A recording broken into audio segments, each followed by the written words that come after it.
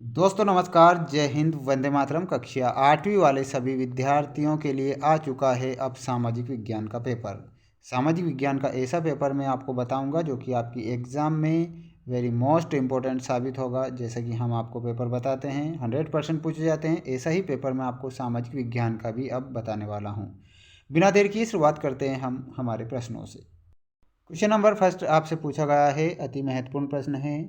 कुछ समय के लिए बिना खेती छोड़ दी जाने वाली ज़मीन को कहा जाता है। देखिए, कुछ समय के लिए बिना खेती छोड़ दी जाती है, यानी कि उस पर खेती नहीं की जाती है, तो उस ज़मीन को किस प्रकार की भूमि हम कहेंगे?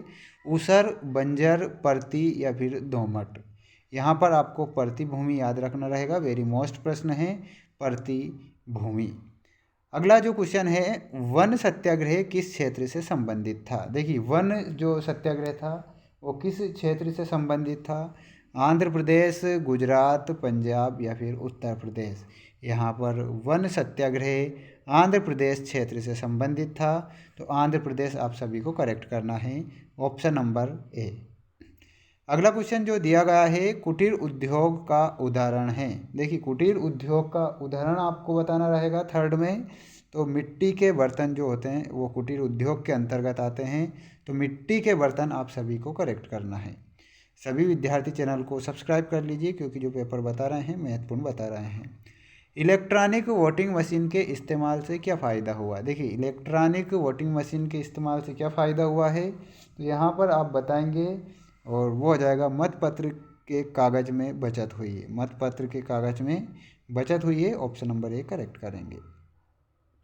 अगला जो क्वेश्चन आप देख रहे हैं आपकी स्क्रीन के सामने, अति महत्वपूर्ण प्रश्न है और पूछा गया है, जन साधारण को जन सुविधाएं मुहैया कराने का प्रमुख दायित्व किसका होता है? जन साधारण को जन सुविधाएं मुहैया कराने का दायित्व किस पर होता है? तो यहाँ पर आप करेक्ट उत्तर बताएंगे सरकार का। ठीक, सरकार आप करेक्ट करेंगे। अगला क्वेश्चन दिया गया है आपकी स्क्रीन के सामने और क्वेश्चन में पूछा गया है, बाजार में उत्पादकों और उपभोक्ताओं के हित की रक्षा करने के लिए बनाए गए हैं। तो क्या बनाए गए हैं? कानून बनाए गए हैं। तो कानून आप लिख सकते हैं। देखिए, कानून इस प्रकार आपको कानून लिखना रहेगा। भूतकाल की घटनाओं का क्रमबद्ध वर्णन क्या कहलाता है? भूतकाल की घटनाओं का क्रमबद्ध वर्णन इतिहास कहलाता है। ठीक, इतिहास। तो इतिहास आप सभी का करेक्ट होगा। कॉफ़ी के पौधे की खोज एक अरबवासी ने की, तो वो कौन सा अरबवासी था जिसने कॉफ़ी के पौधों की खोज की थी? तो वो था कालदी। ठीक, कालदी आपका करेक्ट उत्तर हो जाएगा, कालदी। ठीक, सभी विद्यार्थी वीडियो को लाइक कर दीजिए। अगला है, संसद का महत्वपूर्ण काम बनाना होता है। देखिए, संसद का महत्वपूर्ण काम क्या होता है? वो होता है कानून बनाना। कानून बनाना। भारत का सर्वोच्च न्यायालय में स्थित है, तो भारत का सर्वोच्च न्यायालय कहाँ पर स्थित है? वो हो जाएगा आपका दिल्ली। दिल्ली में स्थित है भारत का सर्वोच्च न्यायालय। इस प्रकार आपको याद रखना है।